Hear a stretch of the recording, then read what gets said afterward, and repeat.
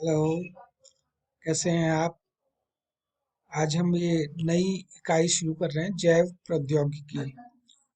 जैव प्रौद्योगिकी इसका थोड़ा बहुत पोर्शन जो है उसका जेनेटिक्स से भी लेना देना है। तो आप लोग जब पहले जेनेटिक्स थोड़ा सा पढ़ लीजिए, उसके बाद जो है जब आपके समझ में डीएनए, आरएनए, जीन्स ये सब आने लग जाए तो ये जैव प्रौद्योगिकी में आप पदार्पण करें। तो सबसे पहले बच्चों जैव प्रौद्योगिकी शब्द को समझ लेते हैं। जैव जैव मतलब बायोलॉजी से लेना देना हो गया। यहाँ पर भी जैव शब्द आता है, वहाँ पर हम जो है बायोलॉजी को ले लेते हैं। ठीक है, तो बायोलॉजी में जैव प्रौद्योगिकी बायोलॉजी से संबंधित हो गया। तो जैव का लिए हो गया बायो, और प्रौद्योगिकी का मतलब होता है टेक्नोलॉजी। टेक्नोलॉजी, तो ये जैव प्रौद्योगिकी और कुछ नहीं है, ये है बायोटेक्नोलॉजी। तो और बाकी के जितने भी चैप्टर्स हैं वो थोड़ा बहुत आपने छोटी कक्षाओं में, हाई स्कूल में और जूनियर क्लासेस में आपने पढ़ रखी हैं। लेकिन ये बायोटेक्नोलॉजी आपने शायद इससे पहले ये शब्द नहीं पढ़ा होगा छोटी कक्षाओं में। तो हम इसको समझते हैं पहले कि बायो बायो मतलब लिविंग थिंग्स, और टेक्नोलॉजी का मतलब क्या जो है, टेक्नोलॉजी का मतलब ऐसी कोई भी चीज जिसमें जो है मशीन का प्रयोग किया जा रहा है। हाँ, कोई साइंटिफिक तकनीक है, साइंटिफिक टेक्निक है। और यहाँ पर जो है हम ये भी बायोटेक्नोलॉजी से समझें कि जो है बड़े बड़े स्तर पर कोई भी काम जो है बड़े स्तर पर किया जा रहा है, जिससे कि बहुत सारे लोगों को इसका लाभ पहुंच सके, तो उसे हम जो है बायोटेक्नोलॉजी कहेंगे। जब हम किसी भी कार्य को बड़े स्तर पर करते हैं और उसका लेना देना जो है अ, जीव विज्ञान से हो। जैसे समझिए कि अभी आप कोविड 19 ने सभी सारी दुनिया को जो है परेशान कर रखा है, नहीं? तो इसकी वैक्सीन बन रही है। वैक्सीन कैसे बन रही है? एक दो तो बन नहीं रही होंगी ना, तो करोड़ों अरबों खरबों की संख्या में वैक्सीन्स बनेंगी। सारी दुनिया भर के लोगों को वैक्सीन्स लगाई जाएंगी। फिर उससे जो है लोगों को कोविड 19 से निजात मिल पाएगी। तो ये वैक्सीन क्या छोटे लेवल पे बनाई जाएंगी? नहीं, ये जो है कोई बड़ी फार्मास्यूटिकल कंपनी है, जैसे पूना की जो है कंपनी है। ठीक है, पूना की कंपनी जो है इंडिया में ये वैक्सीन्स बनाएगी। तो ऐसे ही आप कोई भी दवाइयाँ हैं, जैसे प्रतिजैविक हैं, एंटीबायोटिक्स जैसे पेनिसिलिन, स्ट्रेप्टोमाइसिन और टेट्रासाइक्लिन, ये सब जो वैक्सीन्स बनेंगी, ये ये सब एंटीबायोटिक्स जो है फार्मास्यूटिकल कंपनियों में बड़े स्तर पे बनाई जाती हैं। तो जब कभी भी हम बड़े स्तर पर बड़े स्तर पर बायोलॉजी का प्रयोग करते हुए, जीव विज्ञान का प्रयोग करते हुए कोई तकनीक, मशीनों का प्रयोग और बड़े स्तर पर कोई कार्य करते हैं, तो उसको हम जो है बायोटेक्नोलॉजी कहते हैं। तो इससे क्या होता है, जो है मानव के जीवन में सुख साधनों तथा नैतिक मूल्यों में वृद्धि हुई। ठीक है, अब हमें नैतिक मूल्यों से कैसे वृद्धि हुई ये तो नहीं पता, लेकिन जीवन में सुख साधनों की वृद्धि हुई ये तो हम मान लेते हैं। देखिए, जैसे समझिए कोई इंसान जो है, कोई व्यक्ति, हम लोग आमतौर पे बड़ी बनाते हैं घरों में। ठीक है, दही बड़े बनाते हैं। तो क्या है, वो अपने व्यक्तिगत इस्तेमाल के लिए, अपने परिवार के इस्तेमाल के लिए बनाते हैं। अब उसमें जो है कुछ बैक्टीरिया हैं जो उसको सड़ा रहे हैं, दाल को, उसका फर्मेंटेशन कर रहे हैं। तो ये हम अपने घरेलू स्तर पे कर रहे हैं। लेकिन अगर इसी बड़ी बनाने का हम जो है एक बड़े स्तर पे करें कि जिसको हम बेच सकें बाजार में, तो उससे हमारी आमदनी भी हो रही है। ज्यादा से ज्यादा लोग जो जिनके पास इतना टाइम नहीं है कि वो बड़ी बना सकें, तो उनको सेवा मिल रही है, पैसे के बदले खरीद लेंगे वो आपको, तो सबका भला हो रहा है। ठीक है, जैसे आप दही बनाते हैं, दही जमाते हैं अपने घर में, दही जमाते हैं, ये भी तो बायोटेक्नोलॉजी है, क्योंकि इसमें जो है बायोटेक्नोलॉजी इसलिए है क्योंकि इसमें जो है दही बनाने में बैक्टीरिया काम कर रहे हैं। ठीक है, तो दही के लैक्टोबैसिलस बैक्टीरिया जो है दही जमा रहा है। तो क्या वो दही जमाना बायोटेक्नोलॉजी नहीं है? है, क्योंकि जो है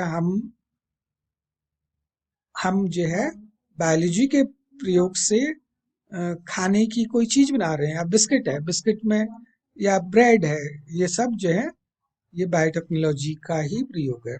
चाहे आप उनको एक बड़ी बेकरी में या किसी बड़ी इंडस्ट्रीज में बनाते हैं, या अपने पर्सनल यूज के लिए बनाते हैं, सभी जो है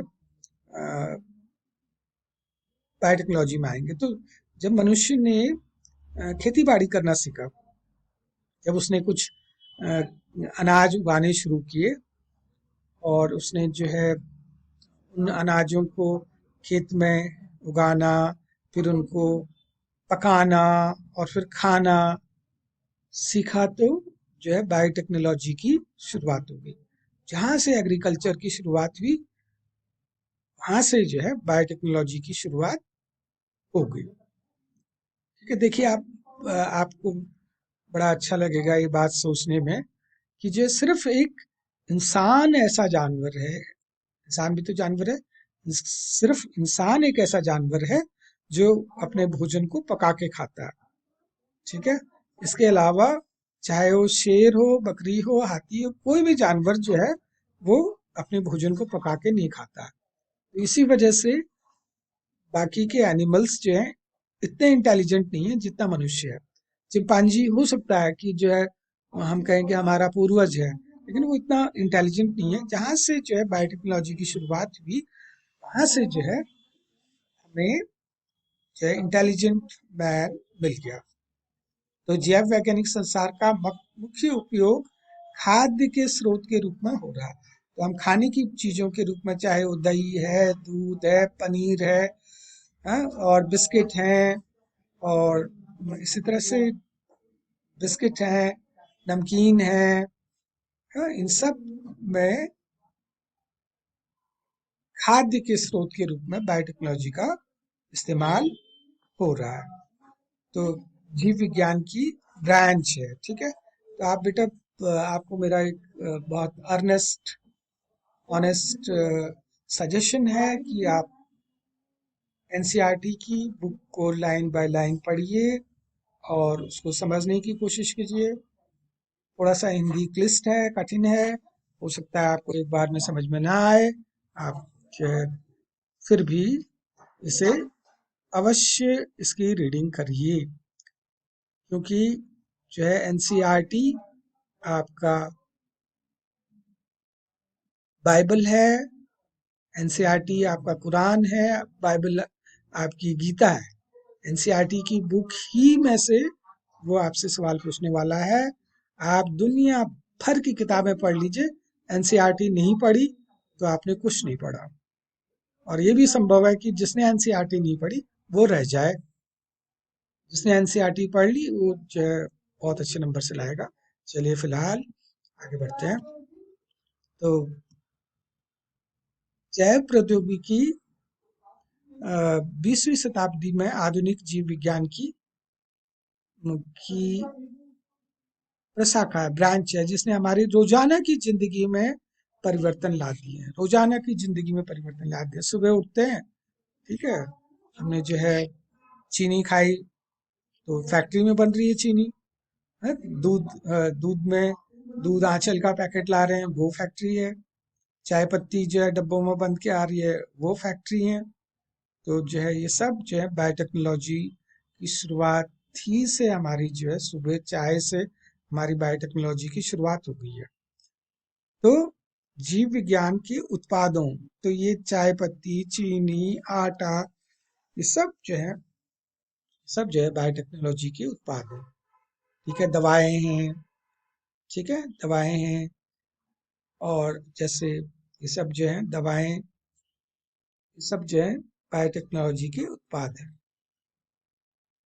हम जो है जैव प्रौद्योगिकी के प्रक्रमों के मूलभूत सिद्धांतों तथा इनमें कुछ उपयोगों को इस इकाई में उजागर किया गया तथा उन पर विचार विमर्श किया गया। तो आप लोग बेटा जो है एक बार इसको बहुत अच्छी तरह से पढ़ लेंगे, ताकि जो है जो नहीं भी समझ में आता है, थोड़ा हिंदी कठिन है, जाहिर सी बात है कि एकदम से नहीं भी आए समझ में, लेकिन जो है हमें पढ़ना तो इसी को है, एनसीईआरटी ही पढ़ना है।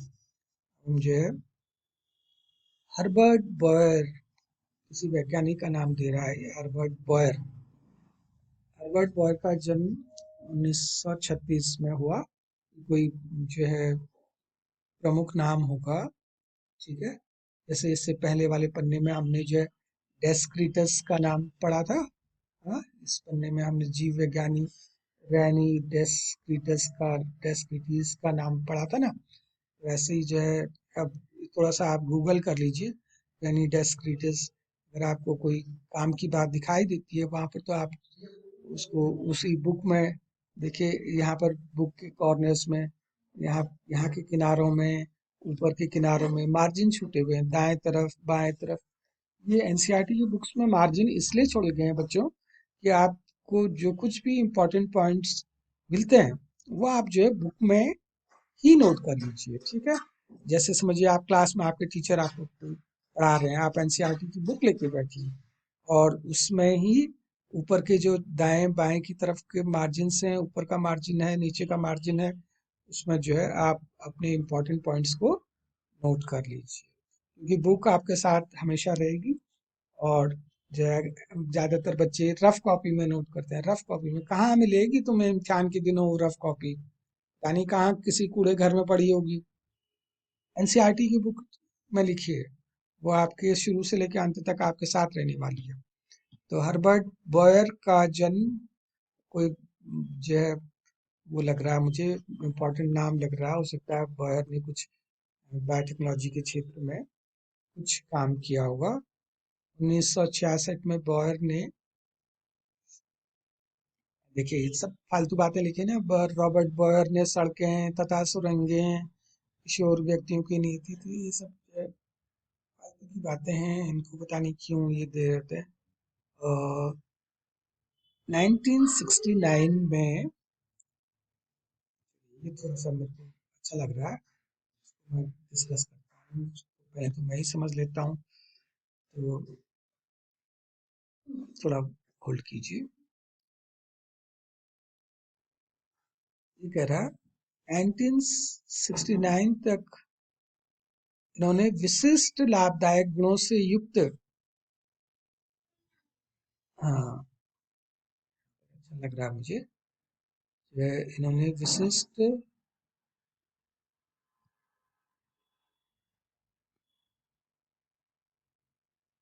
लाभदायक गुणों से युक्त ई कोलाई बैक्टीरियम के प्रतिबंध एंजाइम पर अध्ययन संपन्न किया।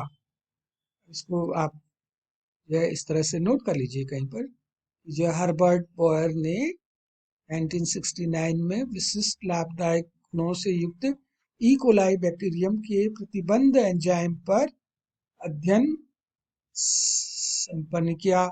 बॉयर ने पाया कि इन एंजाइमों में डीएनए स्ट्रैंडों का एक विशेष आकृति में काटने की क्षमता होती है, और जो शेष बचता है उस स्ट्रैंड पर चिपचिपा शीर्ष कहलाता है। यह कथित शीर्ष सुपर स्पष्ट अभ्यास में डीएनए के टुकड़ों के साथ जुड़ जाते हैं। तो ये थोड़ा सा जो है थोड़ा एक्सप्लेनेशन मांगता है ये। और इस वीडियो में